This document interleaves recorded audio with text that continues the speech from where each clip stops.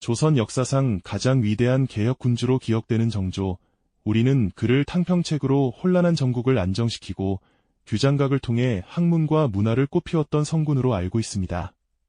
백성을 사랑하고 나라의 미래를 깊이 고민했던 현명한 왕, 하지만 이런 완벽해 보이는 군주의 삶에도 차마 외부에 드러낼 수 없었던, 아니 어쩌면 피할 수 없었던 비극적인 선택의 순간이 존재했다면 믿으시겠습니까? 그 묵직한 선택의 한가운데에는 한 여인, 바로 정조의 후궁이 서 있었습니다. 과연 정조는 왕으로서 어떤 무게를 감당하며 그 비극적인 결단을 내렸을까요? 그리고 그 결정이 남긴 미스터리는 과연 무엇일까요? 오늘 우리는 성군 정조에 빛나는 업적 뒤에 가려진 인간적인 고뇌와 왕실 깊숙이 숨겨진 한 여인의 애달픈 운명, 그리고 역사 속에 의도적으로 감춰진 듯한 풀리지 않는 미스터리를 파헤쳐 보고자 합니다. 단순히 지나간 옛 이야기가 아니라 한 개인의 선택이 집단의 운명에 미치는 영향, 권력의 무게, 그리고 역사가 기록하는 방식에 대해 깊이 생각해 볼 수 있는 시간이 될 것입니다. 조선의 22대 왕, 정조 이사는 사도세자의 아들이라는 비극적인 배경 속에서도 왕위에 올라 붕당 정치로 얼룩진 혼란을 수습하고 강력한 왕도 정치를 펼쳤던 인물이죠. 그는 민생을 살피고 국력을 강화하기 위해 밤낮으로 애썼으며 수많은 개혁 정책을 추진하며 백성들의 삶을 더 나은 방향으로 이끌고자 노력했습니다. 하지만 이처럼 모든 면에서 완벽해 보였던 그에게도 결코 쉽지 않았던, 아니 어쩌면 왕으로서의 책무 때문에 피할 수 없었던 고통스러운 결정이 있었습니다. 그것은 바로 왕실의 안정과 대를 이을 후사 문제라는 지상 최대의 과제와 직결된 것이었죠. 왕에게 있어 후사를 잇는다는 것은 단순히 혈통을 잇는 개인적인 문제를 넘어 왕실의 권위와 국가의 미래를 좌우하는 가장 중요한 책무였습니다. 조선시대 후사가 끊긴다는 것은 곧 왕조의 위기이자 나라 전체의 불안정으로 이어질 수 있었던 까닭에 왕은 언제나 후사를 얻기 위한 막중한 압박감에 시달려야 했습니다. 정조 또한 외외는 아니었습니다. 그에게는 이미 왕비가 있었지만 오랜 시간 후사를 얻지 못했고 이는 왕실 내부뿐 아니라 신하들에게도 끊임없이 걱정거리가 되었습니다. 바로 이 지점에서 정조는 역사의 기록 속에 모호하게 남아있는 한 비극적인 선택을 마주하게 됩니다. 정조가 왕실의 안녕과 굳건한 후사를 위한 명분 아래 어떤 결단을 내릴 수밖에 없었는지 우리는 그 당시의 시대적 배경과 왕실의 분위기를 통해 짐작해 볼 수 있습니다. 왕의 자리는 개인의 감정이나 행복보다 국가의 안위가 우선시되는 잔혹한 곳이었죠. 한 인간으로서의 고뇌는 깊었을지언정 왕으로서 그는 반드시 대의를 따랐어야 했을 겁니다. 그리고 이 선택의 중심에는 정조의 곁을 지키던 한 여인, 그의 후궁이 있었습니다. 그녀는 왕의 선택으로 인해 가슴 아픈 운명에 직면하게 되었고 그 사건은 이후 역사 기록 속에서조차 명확하게 설명되지 않는 미스터리로 남게 됩니다. 과연 정조가 내린 비극적인 선택은 무엇이었을까요? 그리고 그 선택이 한 여인의 삶과 정조 자신에게 어떤 고통을 안겨주었을까요? 역사 기록 속에 숨겨진 단서들은 당시 궁궐에서 벌어진 은밀한 사건과 후궁의 갑작스러운 운명, 그리고 그 모든 것을 둘러싼 모호한 진실을 가리키고 있습니다. 어둠이 깔린 궁궐, 깊은 고뇌 속에 붓을 든 왕의 모습, 그리고 체념과 슬픔으로 가득 찼을 한 여인의 마지막 순간들이 우리 앞에 펼쳐질 것입니다. 이야기는 단순한 흥미를 넘어 역사의 뒤편에 가려진 인간의 고통과 숙명을 다시금 생각하게 만들 겁니다. 어둠이 깔린 궁궐, 깊은 고뇌 속에 붓을 든 왕의 모습, 그리고 체념과 슬픔으로 가득 찼을 한 여인의 마지막 순간들이 우리 앞에 펼쳐질 것입니다. 이야기는 단순한 흥미를 넘어 역사의 뒤편에 가려진 인간의 고통과 숙명을 다시금 깊이 사색하게 만들 겁니다. 조선 후기 찬란한 개혁의 시대를 이끌었던 위대한 군주 정조는 모두가 아시다시피 문물을 겸비한 성군으로 기억되고 있습니다. 그는 탕평책을 계승하여 당쟁의 폐해를 줄이고자 했으며 규장각을 통해 학문과 문화를 꽃피우고 백성의 삶을 한층 더 풍요롭게 만들고자 부단히 애썼던 왕이죠. 그가 남긴 수많은 업적은 오늘날까지도 많은 이들에게 깊은 존경심을 불러일으키고 있습니다.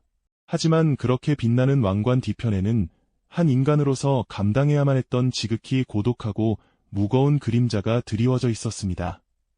바로 조선 왕실의 대를 굳건히 잇는 그 무엇보다 엄중했던 후사 문제였습니다. 조선 시대 왕실에서 왕의 후사가 없다는 것은 단순한 개인의 불행이 아니었죠. 그것은 곧 한나라의 근간을 뒤흔들고 왕실의 정통성과 존속을 위협하는 치명적인 위기였습니다. 왕실의 대가 끊긴다는 것은 곧 정통성의 상실을 의미했고, 이는 곧 걷잡을 수 없는 정치적 혼란과 사회적 불안을 초래할 수 있는 비극적인 상황으로 인식되었으니까요. 특히 정조에게 있어 후사 문제는 그 어떤 왕보다도 더욱 절박하고 절실했습니다.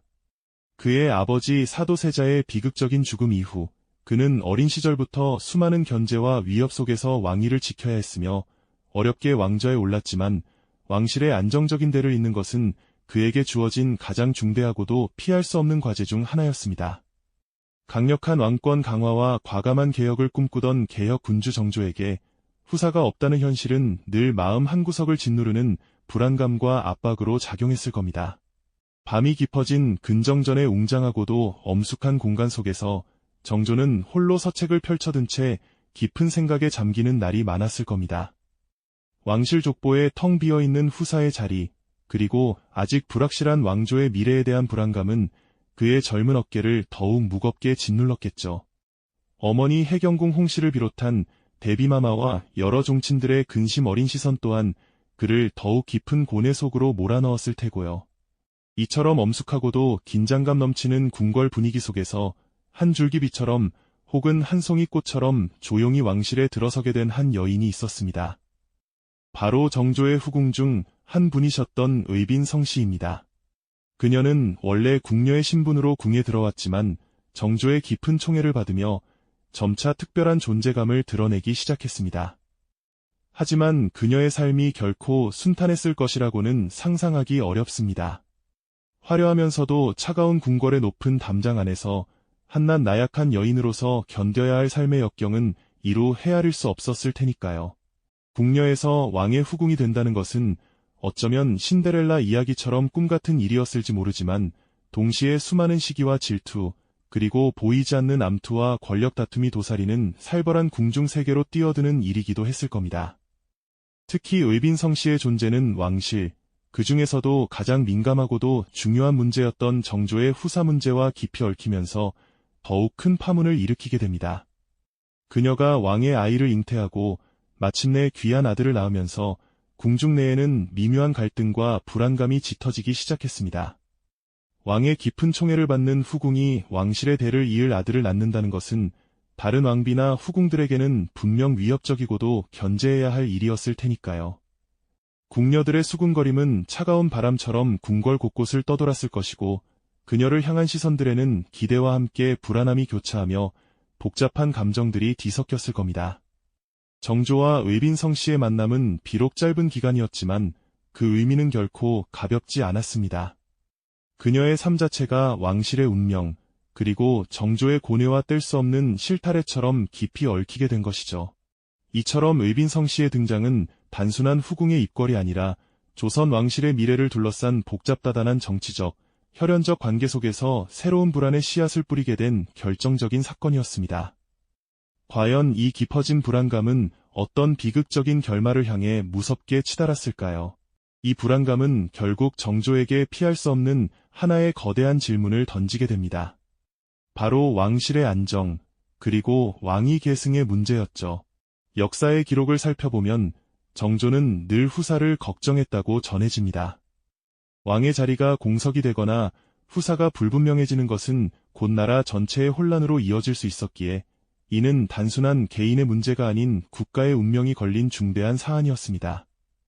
한 나라의 기둥인 왕실의 대가 끊어진다는 것은 상상조차 하기 힘든 일이었을 테니까요. 하지만 의빈성 씨는 안타깝게도 정조와의 사이에서 낳은 자녀들을 모두 잃게 됩니다. 무뇨세자가 어린 나이에 세상을 떠난 비극은 정조에게 너무나 큰 상처였을 겁니다. 사랑하는 여인과 자식들을 잃은 슬픔 속에서 왕으로서의 책임감은 더욱 무겁게 그를 짓눌렀을 것입니다. 어쩌면 이때부터 정조는 왕실의 안녕을 위해 혹은 더 큰 비극을 막기 위해 차마 누구에게도 말할 수 없는 고뇌에 잠기게 되었을지도 모르죠. 그 깊은 밤, 어둠이 깔린 궁궐에서 그는 과연 어떤 결단을 내려야 했을까요? 그리고 얼마 지나지 않아 웨이빈 성씨에게도 갑작스러운 죽음이 찾아옵니다. 당시 기록에는 그녀가 오랜 병으로 세상을 떠났다고 간략하게만 언급되어 있을 뿐 구체적인 내용은 찾아보기 어렵습니다. 마치 한 폭의 그림에서 중요한 부분이 의도적으로 지워진 듯한 느낌을 줍니다. 사랑하는 아들과 딸을 먼저 보내고 자신마저 병으로 생을 마감한 웨이빈 성씨의 마지막 순간은 얼마나 쓸쓸했을까요? 왕의 총애를 받았던 후궁의 죽음치고는 너무나도 간결하고 어딘가 모르게 모호한 기록은 후대에 많은 의문을 남기게 됩니다. 이러한 모호함은 비단 웨이빈 성씨의 죽음뿐만이 아니었습니다. 정조와 웨이빈 성씨에 대한 왕실의 공식 기록은 다른 후궁들이나 왕실 인물들에 비해 유독 간략하고 때로는 생략된 부분이 많다는 지적도 존재합니다. 과연 이것은 단순한 우연이었을까요? 아니면 왕실의 치부 혹은 정조의 깊은 고뇌가 담긴 어떤 비극적인 선택을 감추기 위한 의도적인 침묵이었을까요? 역사는 언제나 승자의 기록이라고 하죠. 하지만 때로는 침묵 속에 더 많은 진실이 숨겨져 있는 경우도 있습니다. 일부 학자들은 정조가 왕실의 안녕과 후사 문제를 위해 웨이빈 성씨에게 비극적인 선택을 강요했을 가능성을 조심스럽게 제기하기도 합니다. 물론 이는 추론에 불과하지만 당시 왕실의 엄격한 규율과 후사 압력을 고려할 때 완전히 배제할 수 없는 가설이기도 하죠. 왕으로서의 책임감과 한 인간으로서의 사랑 사이에서 고뇌했을 정조의 번민은 상상조차 어렵습니다. 어쩌면 그는 사랑하는 이를 지키기 위해 혹은 더 큰 혼란을 막기 위해 스스로 비극의 방아쇠를 당겨야만 했을지도 모릅니다. 이처럼 정조의 선택은 단순한 개인의 문제가 아니라 왕실 전체의 운명을 좌우하는 중대한 사안이었습니다.